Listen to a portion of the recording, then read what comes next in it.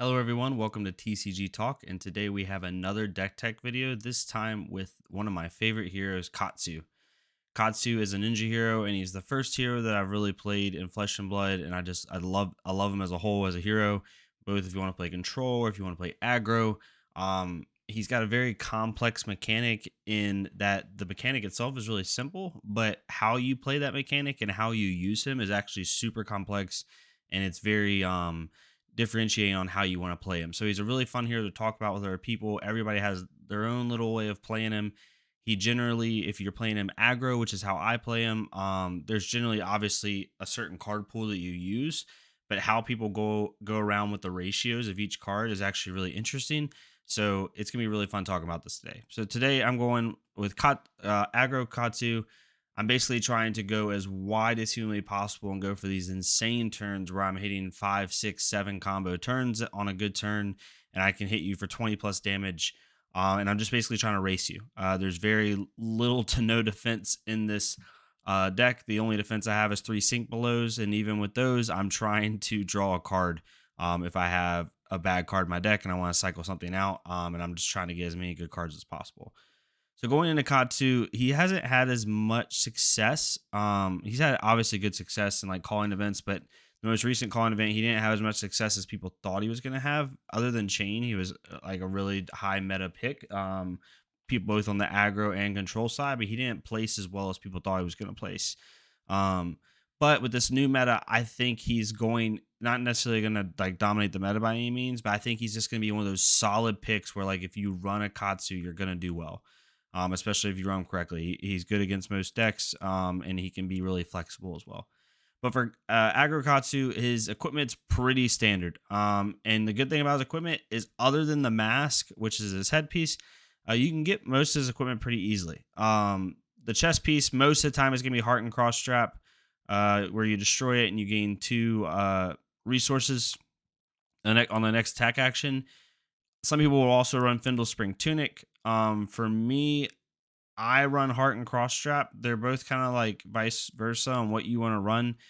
The good benefit of Findle Spring Tunic is it can be used multiple times throughout a game, and it has 1 defense, whereas Heart and Cross Strap doesn't have any.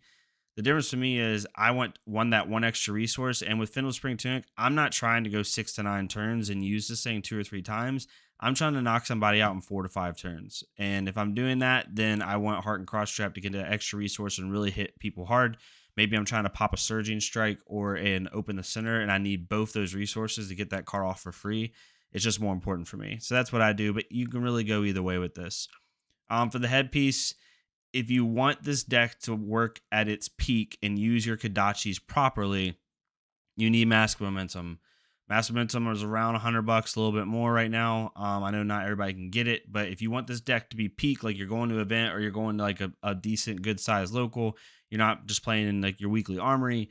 You want to invest the money in the mask. It's more than worth it. But if you don't have that, you really can go with almost anything. I think I used the hood that gave you, it lets you discard a certain amount of cards out of your hand and draw the same amount of cards, and then shuffle your deck just to cycle cards out. I forgot the hood off the top of my head at the moment, but there's different hoods you can use, but the mask is the main one. Normally I give low budget, high budget options for equipment, but for this one, there's really no replacement for it.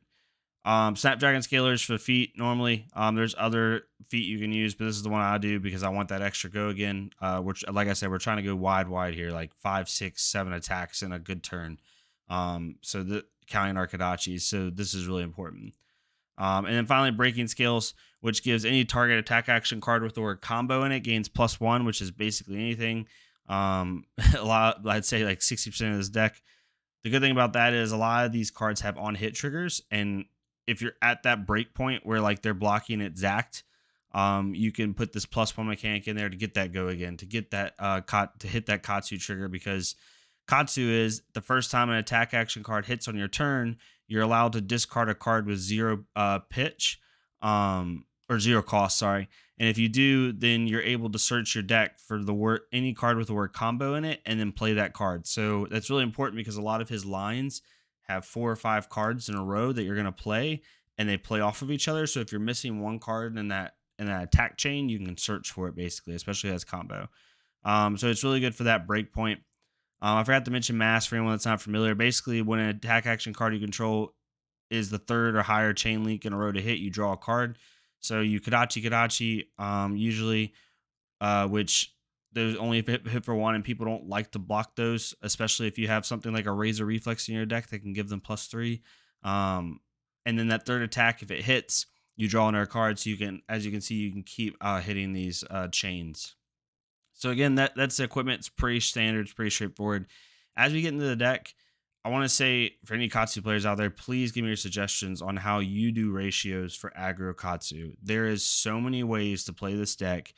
And although there is a core like 12 to 15 cards that are used, how many of each card is in the deck is completely contingent on the player. The one thing I will say is if you're going to aggro Katsu, like even me having 3 sync belows in this deck is a little dicey, because if I'm playing aggro Katsu, I'm going all out. Like I'm going to race you. I may defend for 1 or 2 or something like that, right? 1 or 2 cards every now and then if it's a really big turn, like a pivot turn. But overall, I'm not defending unless I have to. I'm gonna get to 0 before you get to 0. That's how I roll. Your foot's on the gas all the time.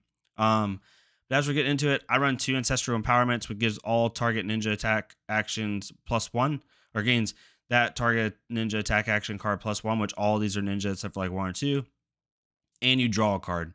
So again, drawing a card from Masculine Momentum, then you could possibly draw a card from Ancestral Empowerment. So you already drew 2 cards that turn. It's just really useful. Blackout Kick, I only run 2 of these because most of the time I'm not playing this by itself. I'm searching for it. Like I said, Katsu's ability allows you on your first hit from an attack action card, it allows you to search for a card with the word combo in it. As you can see, it says combo. So I only run 2 of those. But if Rising Knee Thrust was the last attack in the combat chain, Blackout Kick gains +3. So if I play a Rising Knee Thrust for no cost and it hits, or even if it doesn't hit, and I give it go again, then Blackout Kick is hitting for 7 now, which is really useful. Crane Dance goes with Soul Bead Strike. So Crane Dance basically says Soul Bead Strike was the last one in the combat chain. Crane Dance gets +1 and go again, and it can't be defended by attack action cards with a base attack greater than the number of chain links you control. So it can't be defended by, so there's 3 chain links. It can't be defended by a card with a greater attack than 3, right? So that's how that works. You're going to see a trend here where these cards play off of each other, right? There's certain lines in this deck where you're constantly trying to get that go again, get that next card trigger. And they all kind of go with each other. So like one line is leg tap, which is only 1 cost. 4, you get go again automatically. And then after a leg tap, you'll play a Rising Knee Thrust. Makes sense, right? Hit with the leg, hit with the knee. And if leg tap was the last card, Rising Knee Thrust gains +2. So at red, where it's hitting for 3, it's going to hit for 5. So leg tap to Rising Knee Thrust, to then Blackout Kick. And then another thing you can also play after Rising Knee Thrust that some people play is Hurricane Technique. I run 3 of these. Some people run 2. I run 3, 1 for an extra, 1 for pitch, which is really nice.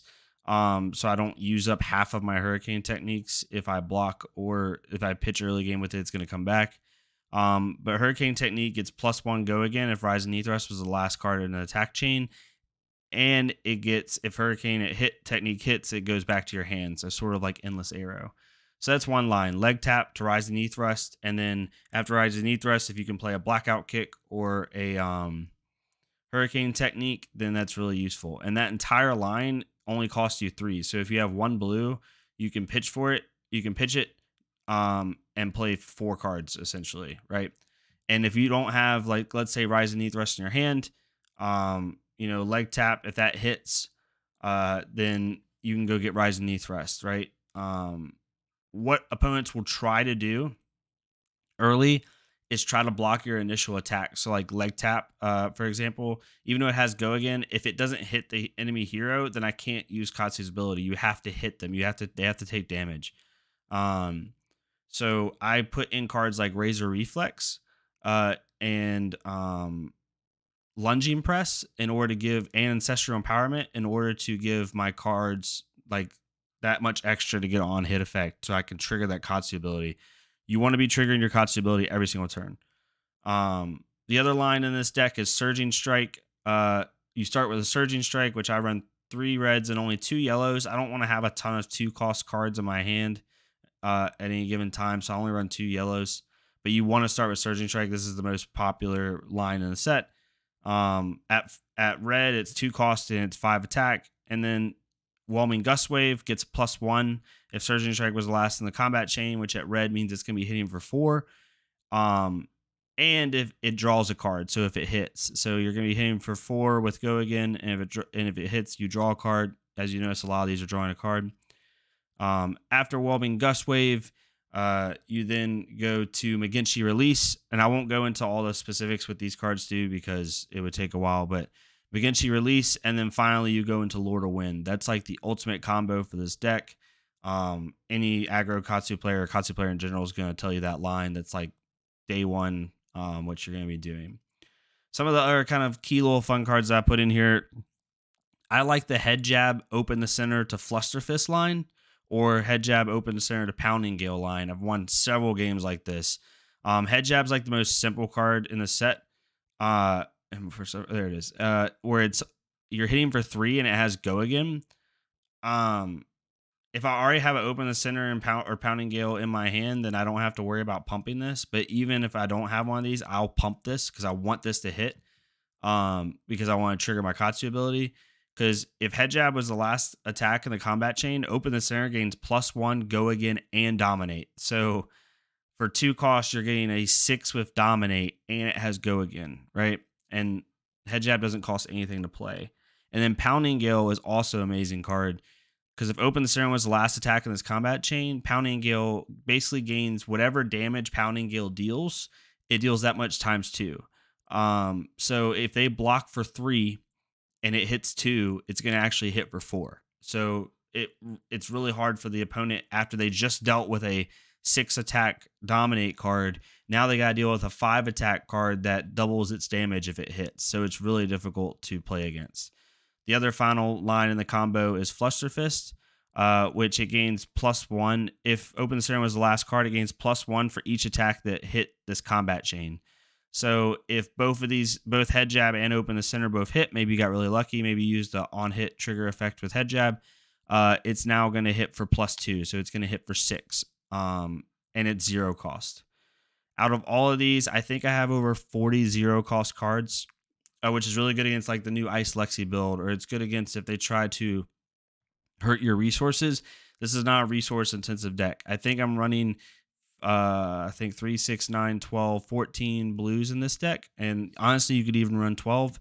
I like running 14 just because I like that lunging press, that little extra cards in my deck. And that's what I'm doing. So the final thing you're trying to do in this deck, obviously, is use your Kodachis. You have 2 of them. They both cost 1 resource. But if you have a 0 pitch or 0 cost in your pitch zone, which you almost always do in this deck, because all your blues are 0 pitch or 0 cost, your Kodachis gain Go Again. So if you don't have that, you only can attack with 1 Kodachi, but you're going to always pitch a 0 cost and then play Kodachi and try to trigger that Mask of Momentum.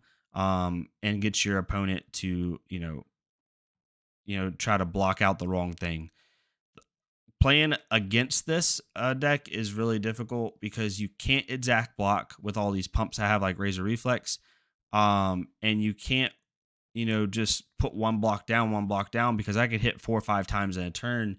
And it forces your opponent, basically the way you have to play against a Katsu deck is either 1, race it, like try to put out more damage because Katsu doesn't really want to block.